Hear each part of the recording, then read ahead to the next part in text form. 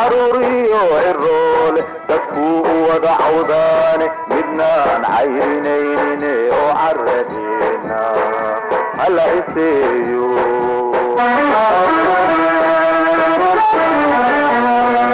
ururka caafimaadka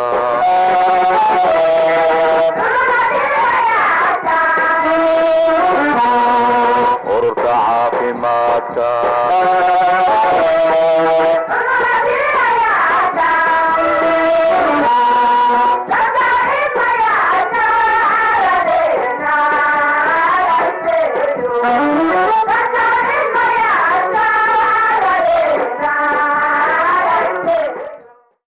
بسم الله الرحمن الرحيم السلام عليكم ورحمة الله وبركاته ونبض دعوة ديال كسر هذا برنامج عافيماتك تلفزيون كقرن كسومالي لان هبين كستا ويسبت سوق جلسوا هذا هنوكله أيانو برنامج كسيتو صيدين كجسوا قد بنا استوديو التلفزيون كحرونت مجال هرجيساء برنامج كان وحنا نقرأ قيب قاطع بهذا عافيماتك haddii yihiin dhakhaatiirta iyo aqoon-yahanada kale haddaad tihiin daawadayaasha telefishinkana kaalintiina barnaamijkan waxaad kaga qayb qaadataan telefoonada shirkadaha isgaadhsiinta Somaliland idinkoo isticmaalaya nambarada idinka muuqda goobaha kala duwan sida shaashadaha iyo telefoonada iyo meelaha kale ee aad barnaamijka ka daawanaysaan barnaamijka caawa idil ahaantii waxaynu kaga hadli doonaa xumada daran ee ka jirta dalka gaar ahaan magaalooyinka waaweyn ee Somaliland haba ugu sii daraato caasimadda Somaliland ee Hargeysa intaanan martida barnaamijka iyo qodobka aynu si gaar ah caawa ee uga hadli doono toos u gudagelin waxaan jeclahay sidii caadadayno ahayd inaynu barnaamijka ku furano ducada aynu ku furan jiray intii naga baxday ee geeriyootay Ilaahay naxariistii jannaha ka waraabiyo inta xanuunsanaysa isbitaalada guryaha iyo goobaha kala jiiftana Ilaahay caafimaad sareecan ha siiyo inteena bad qabtana Allah u siyaadiye aynu xasuusnaano nimcada uu eebay nagu galaday ee caafimaadka isla markaana aynu gudano waajibaadka uu Ilaahay inagu adoonsaday inagoo nimcada caafimaadka ee qaaliga ahna kaga shaqeynayna wax kasta oo wanaagsan intaa haddii aynu kaga tagno ducada furitaanka Ilaahay hay naga aqbalay muddooyinkii u dambeeyay dalka Somaliland iyo mandaqadan aynu ku noolahay ee wadamada Somaliland ay kamid tahay ay ku yaalaan ee bariga Afrika waxa ka jiray xumad aad u daran taasi oo la yiraahdo deng fifa ama xumada deng isla markaana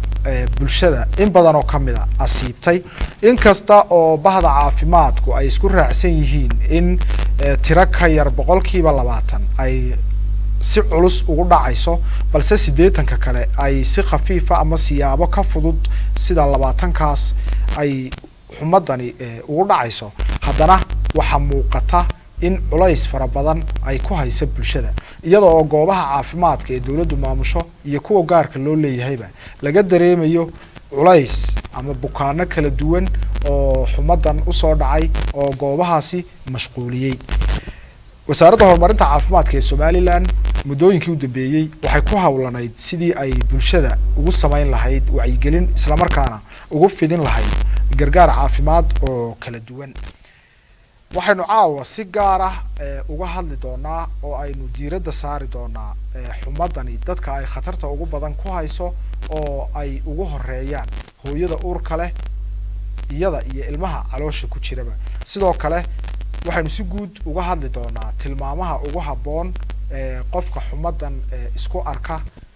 uu yeeli doono ama la siinayo iyo sidoo kale qaabka ay goobaha caafimaadku ula macaamilayaan ugu horeynse waxaan jeclahay maadaama ay kaneecada nooc ka mid tahay waxa ugu badan gudbinaya ama faafinaya xanuunkan magaalada Hargeysa ee caasimadda ah wasaaradda horumarinta caafimaadka ee Somaliland waxay ka bilowday buufin ay buufinayso goobaha loo tuhunsan yahay inay kaneecadu ku taranto ama ay ku dhasho sidoo kale la isleeyahay kaneeco fara badan baa ku nool دكتور عبد الرحمن عمر محمد oo ah madaxa qaybta gargaarka degdega ah ee wasaaradda horumarinta caafimaadka ee Somaliland ayaa barnaamijka marti iigu ah inta ayna barnaamijka qaybihiisa kala gelin waxaan jeclahay soo dhaweyn kadib عبد الرحمن bal inuu warbixin kooban ka bixiyo buufintan wasaaraddu ay bilowday بسم الله الرحمن الرحيم السلام عليكم ورحمة الله وبركاته دمانتين با waa run sida Axmed inoo sheegay عذر كان هرت وحفظية kaneeco waa si Axmed inoo sheegay marka arinta ugu weyn waxa weeyaan sidii aan la dagaalami lahayn kaneecada fidinaysa marka caawa iyo xalay waxa laga bilaabay magaalada Hargeysa in la buufiyo meelaha aanu isleenahay kaneecadu way ku dhashaa oo dabeetana beedkeeda amba ukunteeda ayay dhigataa halkaas ay dabeetana ka soo kortaayo dabeetana ku fidaa oo ku taranta dabeetana buufi ilaa waa la buufinayaa meelaha ay wasaaraddu soo tiro koobtay caawa oo dhan ilaa goor dambe iyo habeenada soo socdaba marka taa inaad ogaataan baan jecel lahay maaha dhibaato weyn ma laha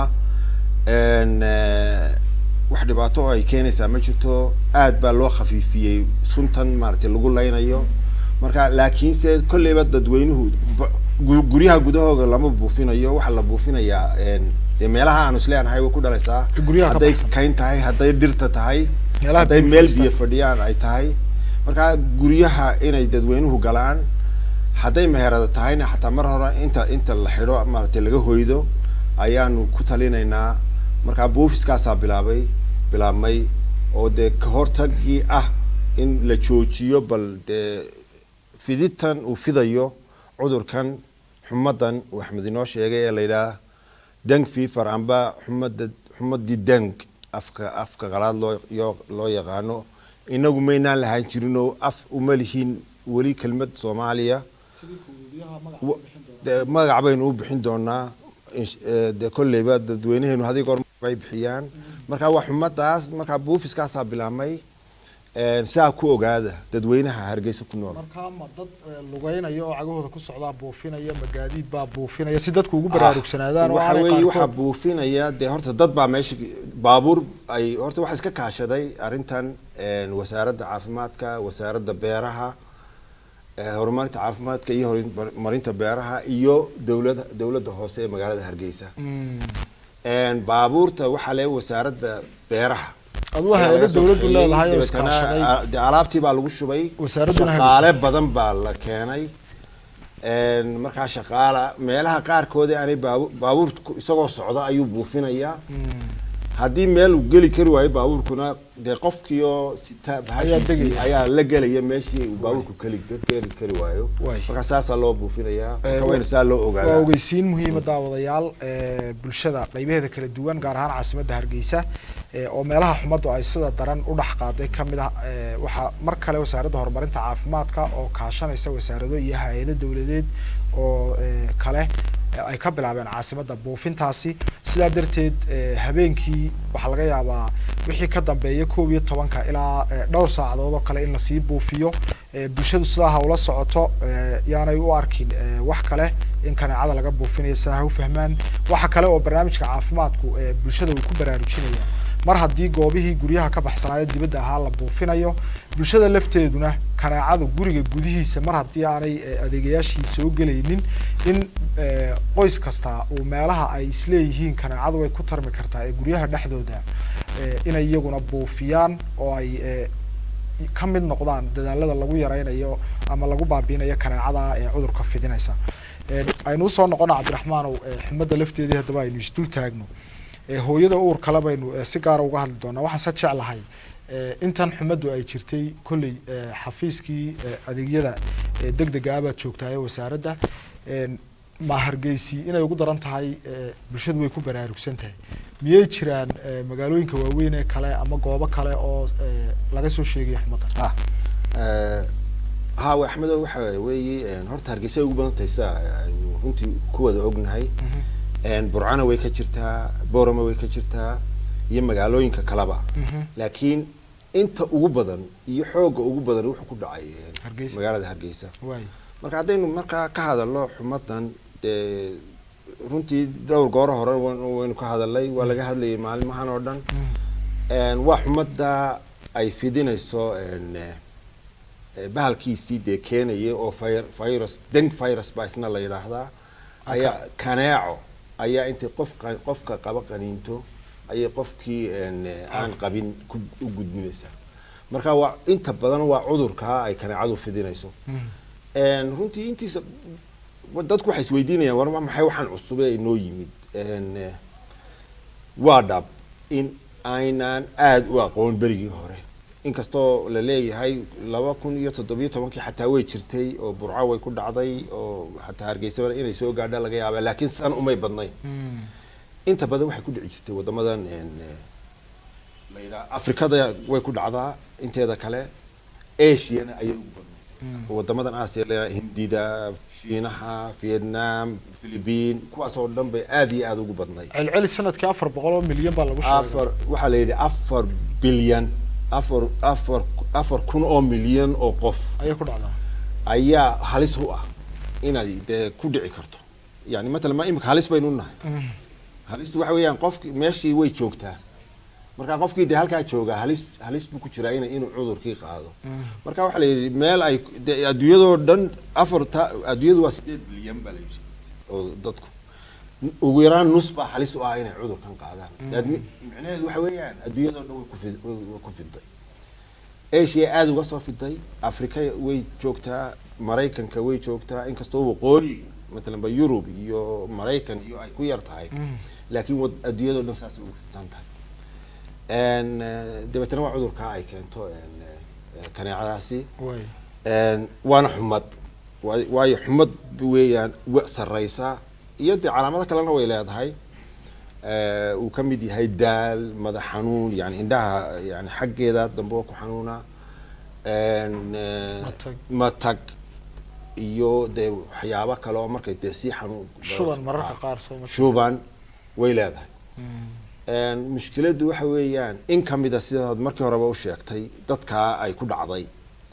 ayaa de biqudrati alqadir u gudbaya marxalad halisa oo ka xun de xumadii ka sareysa waayo fayruuskani wuxuu ku dhacaa dhiigga unugyadan dhiigga ayuu galaa dabeetana unugyadii burburinaya marka dhiiggiiba qofka dhiiggeenu shaqooyin badan buu inoo qabtaa shaqooyinkii kamida ayaa meeshii maaragtay baaba'aysa dhiiggeenu markaynu waxayna saraan dhiiggeenu inagama daato isla markiiba xinjirow baa dhaca xinjirowgaas ayaa baaba'aya dabeetana waa tan afka laga keenayo dhiig sanka laga keenayo dhibaatadaas uu leeyahay wuxuu kaloo leeyahay dhibaatadaas markay sii badato inuu مثلا ba yani dhiig karku yani wada dhiig ay hoos u dhacdo oo wax afgirisa lagu yiraahdo shock oo yani macnaha dhiigiiba pressure-kii dhiigga hoos u dhacay cadaadiskii dhiigga hoos u dhacay dabeetana qofkii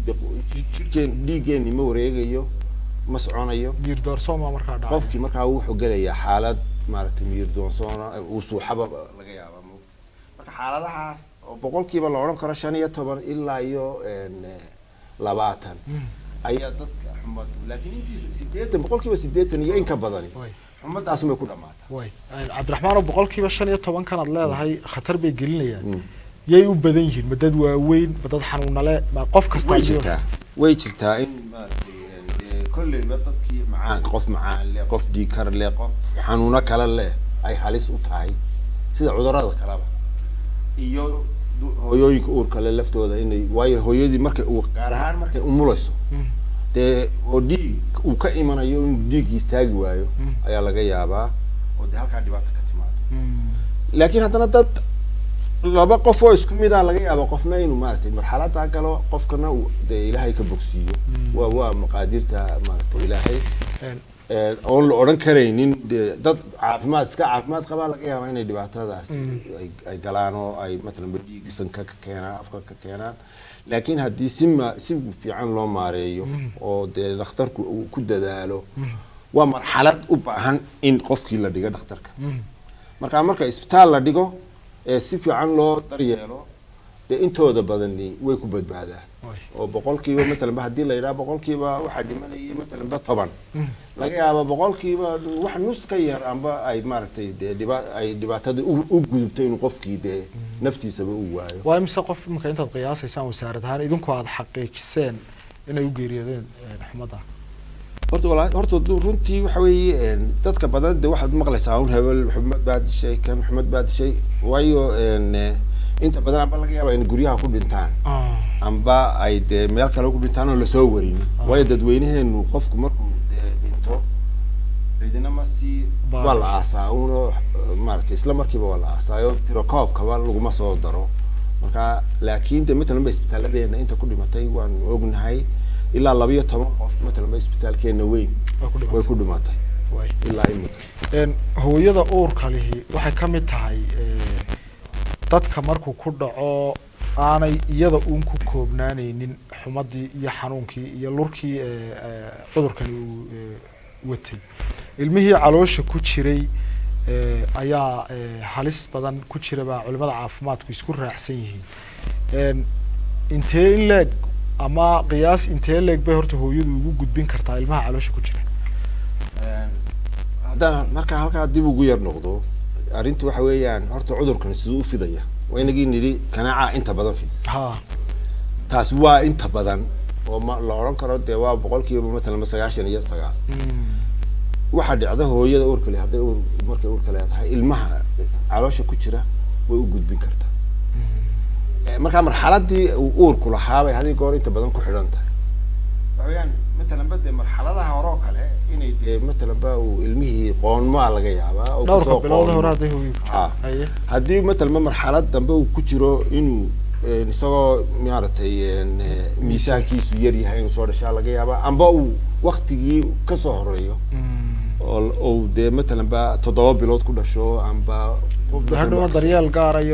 gaar ah u baahanaya marka hooyadu way u gudbin kartaa ilmaha laakiin de maaha inay caynkaa wada noqonayaan wax oo dhan saas noqonayaan waxa weeyaan isagoo de ilmihii qaba bahalkii uu soo dhalan karaayo aan de sida dadka kaleba de aan يعني قف كستو ilmo kasto u gudbaa maaha yani ma noqonayo de saas in kamida inay saas oo kale sidii ay 15% dadka caadiga ah wahay in ba halkan u noqon kartaa 15% carruurta uurka ku jirta inay waxa kale oo jirta de waxyaabaha kale hooyadu na weydiin karto waxa weeyaan hooyada jaqsiinaysa ilmo yani ma u gudbinaysaa caanihii ma soo raacaya taasina waxa weeyaan inta lama oga ilaa imika yani waa la baaray yani lama arkin hooyo u gudbisay caanahan ugu gudbisay ilmihii shaqeeyay hooyadii ka qaaday toosna laguma kala qaado oo sidii covid-keena idii sheegi jirnay matalan badee neeftoo kale lagu kala qaaday kan laguma kala qaado taabashana laguma kala qaado wax kale laguma kala qaado saddexdaas siyaabood amba 2 siyaabood waxa weeyaan kanaacadaasoo dadka u kala gudbisa ilmaha uurka ku jiro oo hooyadu u gudbiso waxa dhici karta hadii dhiig laga soo qaado matalan ba qof ila leeyahay waa laga yaabaa inay dhacdo in kastoo hadii goor dadkan laga qaadin dhiig hadii laga qaado qof qaba oo lagu shubo qof kale laga yaabaa inuu fayrusku la socdo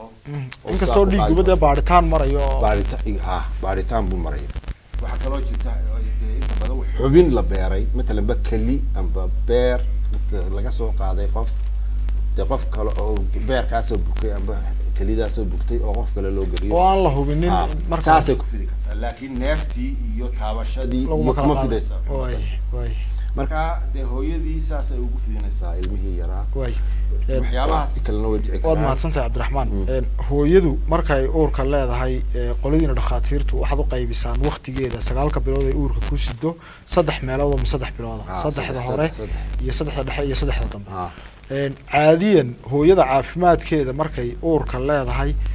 saddexda meelood ama saddexda bilood waxa loogu tala galay 3 bilood kasta inay marxalad gaar ah marto imikana xanuun baa jira bal waxaad ugu dabaqdaa saddexda bilood ee hore hooyada khatartii matalan deegaanka ay ku noolayd xumadii ay ka jirto iyo saddexdii dhexe iyo saddexdii dambe maxay u kala baahanaysaa sidee u dhaqmaysaa horta de waa ilmihii baa caloosha ku abuurmay de waa saddexda bilood ee hore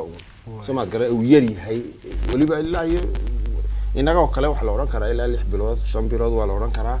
soo ay u soo dhacay dibadna markaa waa uu de ilmihii isagoo aan noolayn ayuu maartay laga yaabaa inuu haduu qoonmo soo dhaco laakiin mar haduu 7 bilood iyo gaadhay de markaa uu dhintaa la oranaya ilmihii uu caloosha ku dhintay muu soo qoonin oo tabiye muu noqonin de way dhici kartaa kartaa taasina laakiin inta badan markan uu leeyahay abortion amba dee la leeyahay way dhicisay amba ilmihii uu soo dhacay waa bilaha hore bilihii dambe ilmihii wuu koray wuu weyn yahay waa laga yaabaa dee inuu iska xajin karo waxyaabo badan oo dee ka imanaya viruska marka dee waxaa muhiim ah in dee hooyadii haddii la ogaado inay xumadii leedahay inay dhakhtarkii la socoto waa inay isbitaalkii tagtaa dee shaqaalihii caafimaadku ay la socdaan kolba xaaladeedu marka halka marayso su-aasha iminka doonaya inaan ku weydiiyaa waa taas laga yaabaa hooyooyin badan oo iminkadan aynu hadlayno ku daawanaya ama waqtiyada dambe ee barnaamijkani uu kusoo noqdo ama baraha bulshada ku aragtaa inagoo arrintan ka hadlaynaa waxaa laga yaabaa inay tilmaam fiican u noqoto hooyooyinka uurka leh iminka xaaladan ku dhex nool maxaa la gudboon hadday dareemaan calaamadaha aad sheegaysa ee xumadda ay ka mid tahay xumadda aadka heerkulka jirka aada u sarreeya indhaha guntooda xanuuna matag ama yalaalugo iyo wixii lamid a maxaa hooyadaas ay yeelaysaa hooyo horta marka horeba dee kolleyba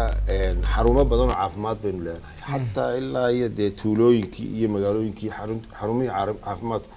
meel kasta way jiraan markaa dee hooyadu markay uurka qaado isla markiiba waa in xarun caafimaad ku xidhan tahay oo ay dee kolba iyagu si ay ugu taliyaan intay ku imanaysa gooray ku imanaysa yani 9 bilood waa loo sheegay waa intaan dhibaato iyo cudur dilaac haddaan dhibaato kale jirin bas way uur baa jira ilma abuurmay iyadii ilmihii waa in maaragtay dee lala socdaa hooyada oo xarunta caafimaadka lagu socdo meel alla meel ay tahay haddii dee ay soo korodho dhibaato oo dee iyada matalan xumadan oo kale ay timaado dee waa in meeshii ay ku xidhnayd xaruntii caafimaadka ku xidhnayd waa inay toos u tagto dabeetana xaruntii dee sidii ay ula tacaali lahaayeen iyagaa garanaya shaqaalihii caafimaadku way qiyaasayaan way eegayaan kolba xumaddu halkay marayso iyo dee jirkeedii kaleba waa la baadhayaa dee markaa waa lala soconayaa si aanay u gelin marxalad xumo fariin fiican ma noqon kartaa qoysaska hooyooyinka uurka lihi ay ka tirsan yihiin inay hooyada ka ilaaliyaan qaniyadii kaneecada tusaale ahaan mara kaneeca loo xidho gurigiyo laga buufiyo iyada ka waran taas horta dee taa weli umayna gelinba waxa weeye waa ka hortagii waa inagii sheegnay axmedow in caawa ay bilaabantay buufin taasoo keliyuun maaha sidii looga hortagayay waxa weeyaan kaneecadani inaynaan taa ku dhammayn baa laga yaabaa oo dee in badan inaynu ku dillo waa laga yaabaa laakiin kaneecadii waxay ku nooshahay gurigeennii waxay ku nooshahay daaradeennii waxay ku nooshahay guriga agagaarkiisii marka kaneecadaasi sidii aanay inoo qaniini lahayn qof ka mida guriga dee waa inaynu ku dhaqaaqnaa ilmihii yaraa ka ilaalina hooyadii uurka lahayd ka ilaalina dee qof kastaana iska ilaaliya kaneecadii marka waxa weeyaan sidaynu iskaga ilaalinaa wey haddii ay horta maraykanocooyin baa jira ilmaha yare matalan hooyadu jaqsiinayso amba dee yare gurigii jooga meeshu ku seexanayo waxa fiican in mara kaneeca loo xidho oo laga dee intaa hurdo laga ilaaliyo baashii kaneecadii inay qaniinto sidoo kale hooyada uurka leh inay iska ilaaliso intii ay iska ilaalin karayso ayaa aada iyo aada muhiim ah haddii qof guriga xumadii ku dhacday xumadii kol kaneecadii way joogtaa dee qofkaa ay ku dhacday inay kasoo qaada laga yaabo dadka intoodii kale oo dhan ay u fidiso marka weelkii ay biyuhu ku jireen waynaynu daboolnaa biyihii weelka kale aan matalaba la isticmaalayn meelaha hareeraheena yaala hadday biyo ku jiraan waynan ka daadinaa oo ka qallajina hadday dhulka biyo amba bulaacadi soo dilaacday amba dee aynu ku daadinay waa inaynu ka ilaalinaa sidii loo qallajin lahaa waxa weyn micnaheedu inay kanaaca ku dhalato guriga hareerihiisa laga ilaaliyo ay inaynu ka ilaalino si aanay noo qaniinin oo inay noogu fidinin hooyada uur kalena aada iyo aada uga ilaalino doctor cabdiraxmaan inta badan bulshadeena dhakhtar baa tahay oo kolley waad og tahay oo hooyadu marka ay uurka leedahay marxalado badan baa soo waajaha nafaqa daraa kamida hooyada lafteedii oo lagu dhaliilayo inaanay goobtii caafimaadka tegaynin oo waxyaalaha yani nafaqadeedii iyo waxeedii bal waxaad ka warantaa hooyada markeeda horeba iska tabcaanka ahayd nafaqadeedu ay hoos u dhacsanayd iyo xaaladan xumada horta dee qof mar hadduu qofku yahay xaaladiisa caafimaad marka horeba ay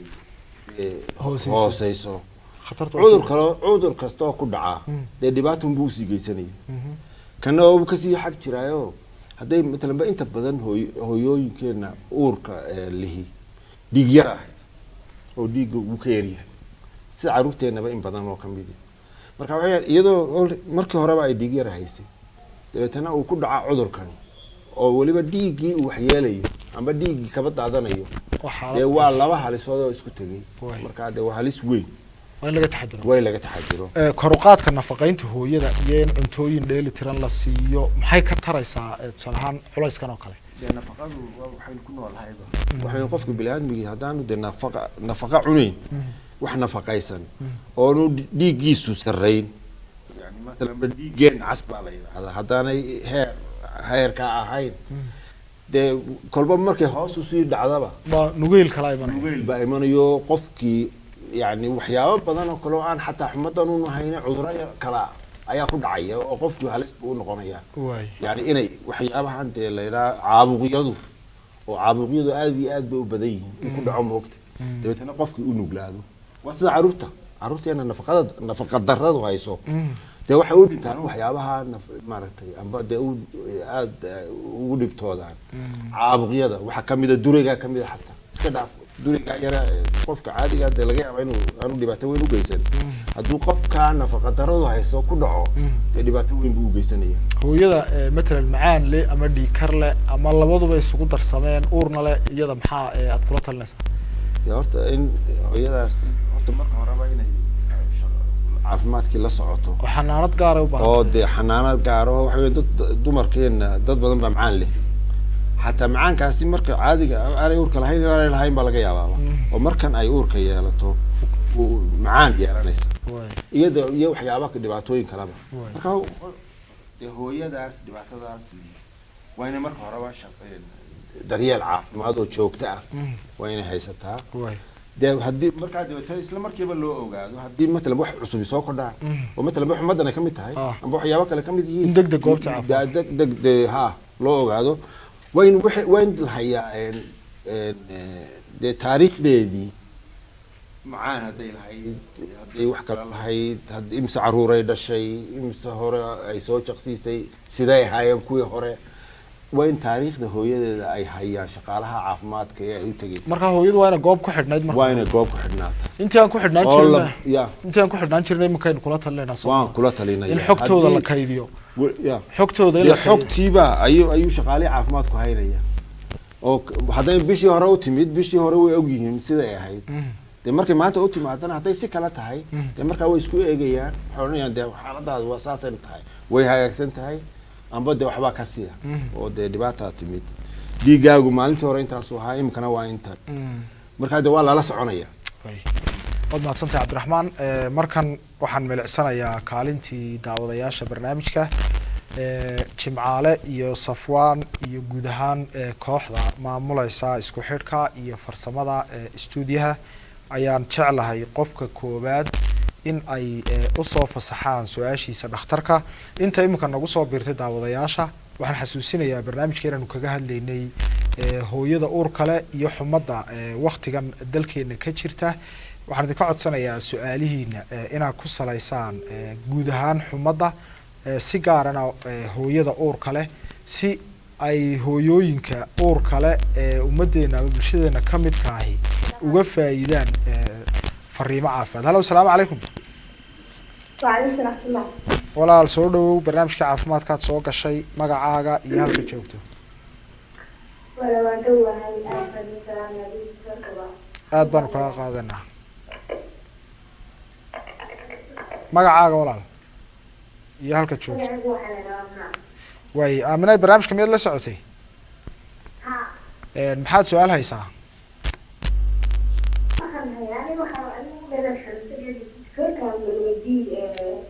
واي سيفي عمك ومغليا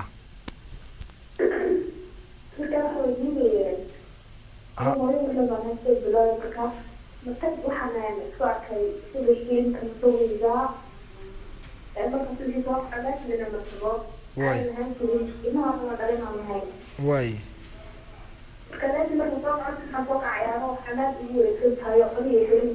واي واي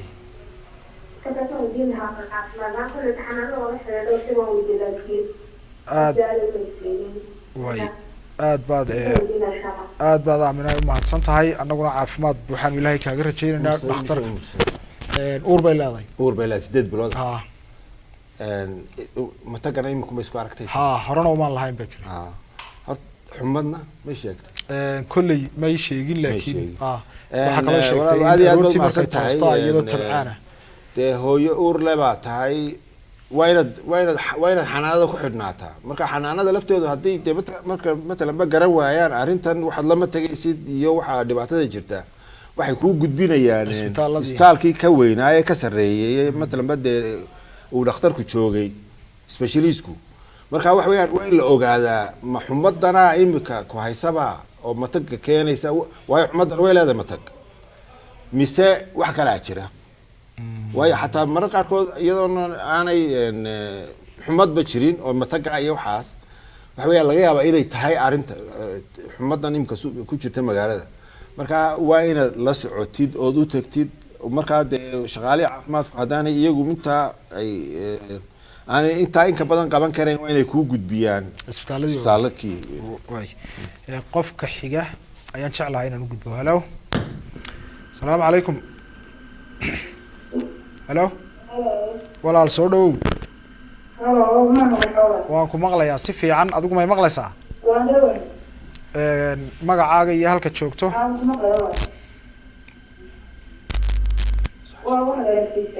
faysay barnaamijka ma la socotay maxaad su-aal haysaa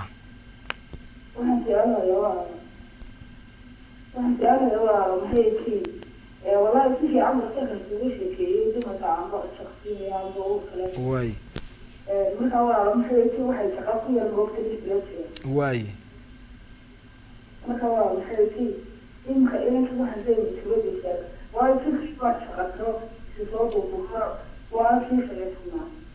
iigu celi halkaa iigu celi walaal hadalkaaga way ilmihii 15 maasha allah haye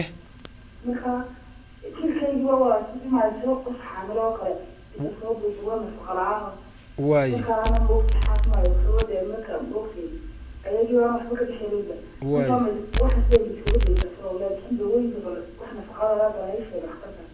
واي واد محسن تاي waa su'aal xumadii ka baxsan waa su'aal xumadii ka baxsan aan waxaan kugula talin lahaa dee imka ima hor fadhidid kuma baadhayo waxa weeyaan waxaan kugula talin lahaa 15 baad dhashay uur baad qaaday tabcaana way sheegtay waa runtii dee in badan baad dee way badan tahay 15 aad iyo aad bay kugu badan tahay marka dee laakiinse taasi waa arrin kale dhibaataad sheeganaysaa dhibaatadii waxaan kugula talin lahaa inaad la socotid meeshii aad markii hore u tagi jirtay xanaanadii oo dib lagu eego ilmahana la eego oo dee dhiigaaga la baadho ma dhiig yaraa ku haysaa ma wax kalaa ku hayaa waa in maaragtay baaritaan fiican lagu sameeyaa oo aad xanaanadii dib ugu noqoto waxaa jirkeedu tabayo dhan si loo ogaado yani qof hooyo oo intaasoo caruura soo dhashay dee kolley dhibaatada way badanaysaa jirkeedii baa maaragtay aad iyo aad soo sheegaysa iyaduna marka waxa weeyaan inaad dhiig yara ku hayso in maaragtay nafaqa darro kale ay ku hayso waa in lagu baadhaa oo xanaanadii dib ugu noqotaa ayaan kugula talin lahaa way qofka xiga hello hello asalaamu calaykum ha walaal soo dhow iska yara naaqus meeshaad barnaamijka ka daawanaysana magacaagii halka joogtana ii sheeg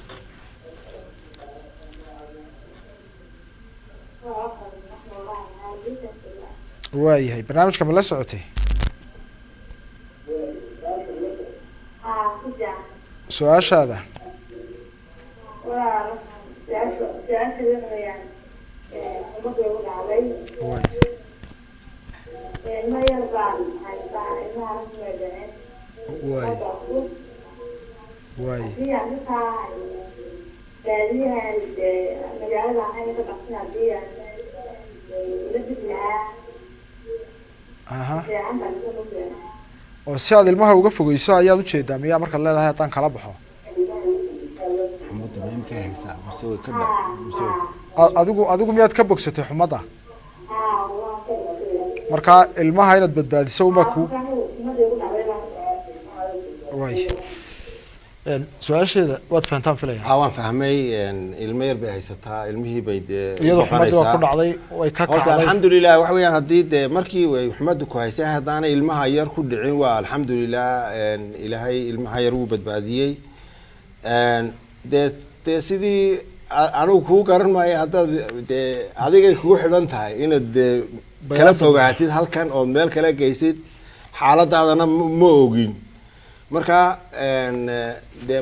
waxaan ku odhan lahaa un dee siyaabaha looga hortegayo halkanba ku ilaali halkan haddaad ku ilaalisidoo dee matalan ba guriga wixii hadday kanaaca leedahay kanaacada sidii aad dee u yarayn lahaydeen meeshii biyo ku ilmaha mara fadhiyaan kanaaca u xidh ilmaha haddaad marka kanaaca usoo iibsan kartid oo maaragtay markuu jiif sariirta ugu xidhid intaasaan kugula talin karnaa si aanay kanaacadani dee meel kaleba laga yaaba inay kasoo qaado dee idin keento adigaba meelunbay kaaga keentay markaa dee sidaad ilaahay dee adoo ilaahay la kaashanaya sidii aad u ilaalin karsid waa ilmahaagi ugu suurtagalsan si kuu suurtagasho waay qofka xigaan u gudbayaa hello asalaamu calaykum hello walaal ka yar durug shaashada ama iska yar naaqus magacaaga iyo halka joogto si fiican ha ha waay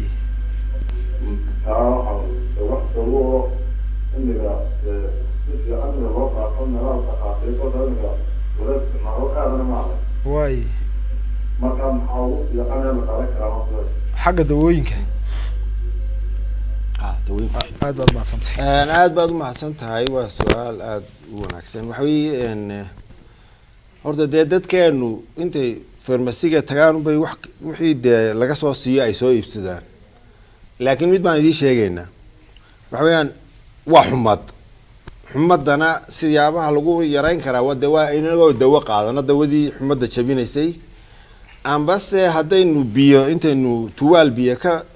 ku qoyno dee hadduu ilmo yar yahay iyo hadduu qof kale yahay maaragtay saarno oo wejigiisa iyo jirhkiisa biyahaasina way ka ridaan xumadda laakiin dawadan baracetamol la yidhaha mooyaane dawo kale in loo qaato ma habboona waayo dawooyin kalaa jiro xanuunka iyo waxaa loo qaato mid ibuprofen la yidhaha aspirintii la odhan jiray bahashani waanaga nidhi dhiig bay keentaa inuu dhiigu qofka ka yimaado xinjiro ciridka amba sanka marka xinjirihii bay baabiinaysaa marka waxa weeyaan aspirinkuna iyo dawooyinka kalena dhibaatooyinkaasay leeyihiin marka dee iyadoo viruskii keenayo dhibaatadan haddaynu inaguna kusii kordhino dee waa dhibaato aynu ku kordhinay qofkii markaa dawooyin paracetamol amba panadol kolba magacyo kale leedahay unbaad u qaadan karaa qofku wixii intaa ka weyn dee dhibaato kale waa in shaqaalihi caafimaadka xaruntii caafimaadka loo tagaa haddii gaar ahaan aada isku aragtaan dhiig iyo matag badan waa inaad shaqaalaha caafimaadka ee isbitaalka meelkii aad dee ka raadsan kartaan ka raadsataan saa weeyaan dawadu laakiin dawooyinkan badan ee la qaadanaya halayska yareeyo aad baad mahadsan tahay qofka xiga ayaan jeclahay inaan u gudbo hello asalaamu calaykum hello waan ka xumahay daawadahaas in telefoonku ka go-ay isagoon su-aashiisii u gudbin waxaan fursad siinayaa qofka xiga hallo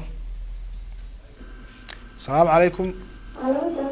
calaykum asalaam walaal soo dhow intaanad weydiin haddaan magacaaga iyo walaal may maqlaysaa iigu celi su-aasha aad baan uga xumahay inantaasi inaanay iyadoon su-aashii ka boganin telefoonku ka go-ay qofka xiga aan fursad siiyo hallo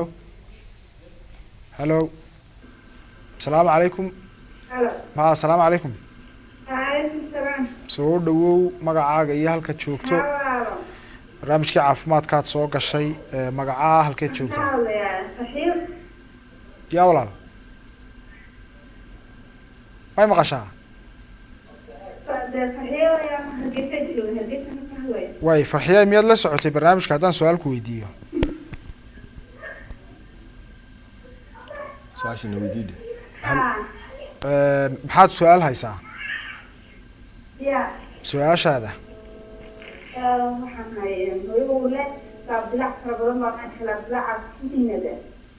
laabdilaac waayahay farxi waxay noo sheegtay barnaamijka inay la socotay su-aasheeduna waxay ka baxsan tahay aad iyo aad baad mahadsan tahay way ka baxsan tahay barnaamijkii calaamadaha xumada laabdilaac miyuu ku jiraa doctor horta may mar hadday uur leedahay dee calaamadihii uurka un weeyaan laabdilaacu intiisa badan way markaa maxaad dee tanna haddii ay matagiyo matalan ba leedahay waynu odhan karnaa dee inay way wakaan karta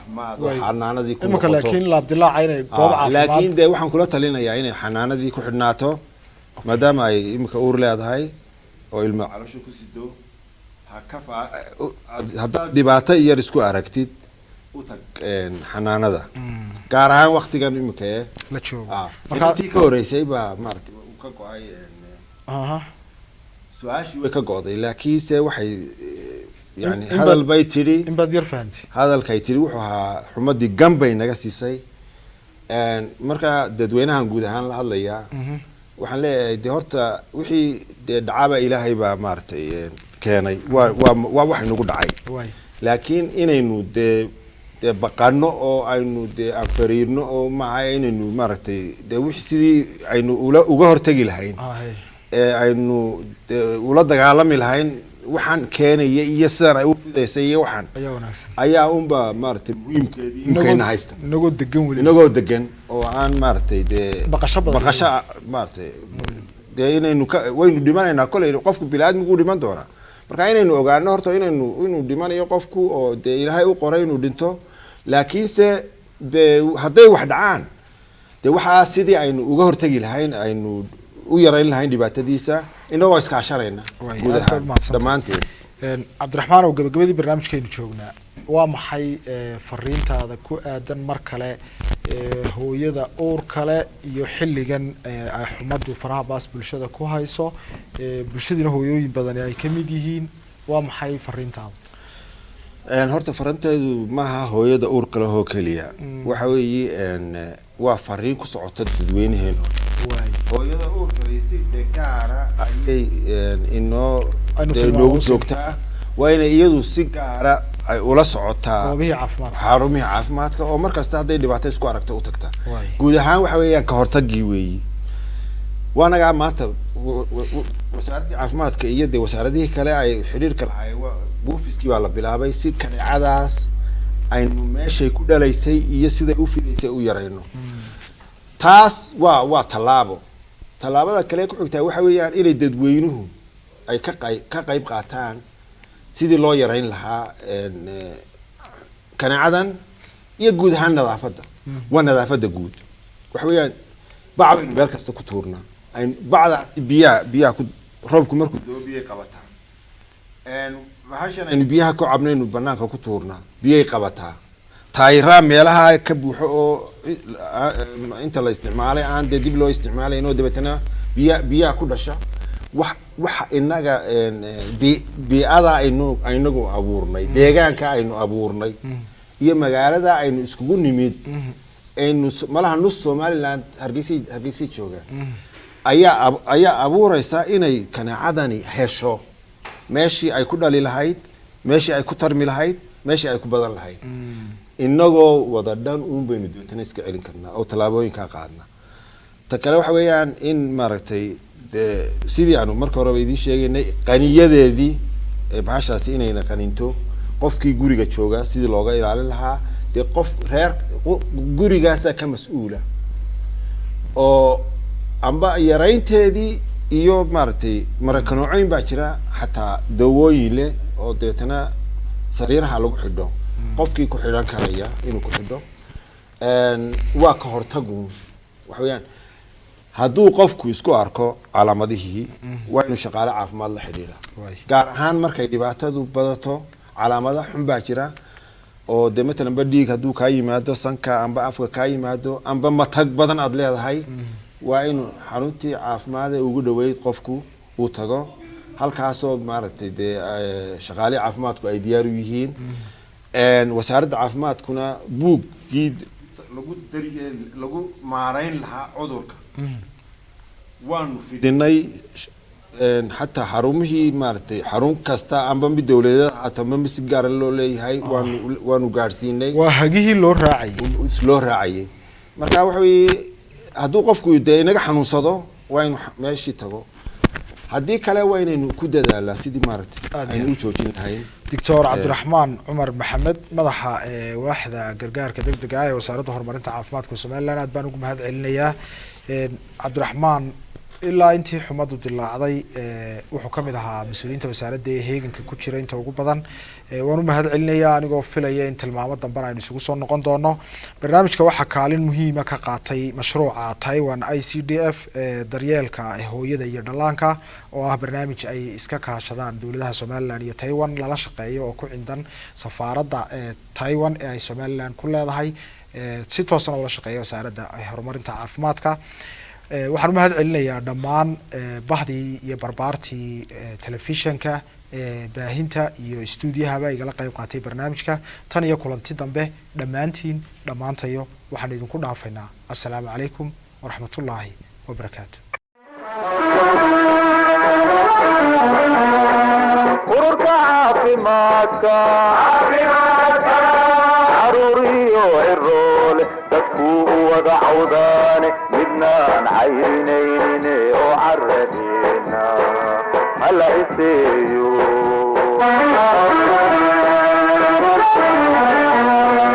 ururka caafimaadka